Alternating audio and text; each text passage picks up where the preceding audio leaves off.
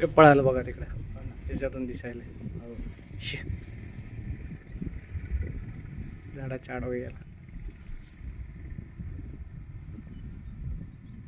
यांना खायला काय देतात मग? काही नाही, तेच त्याला खातात.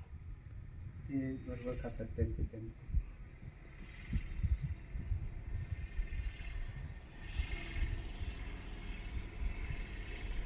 इकडे रस्त्याकडे कमी येत असतील ना? येतात एखाद्या वेळा.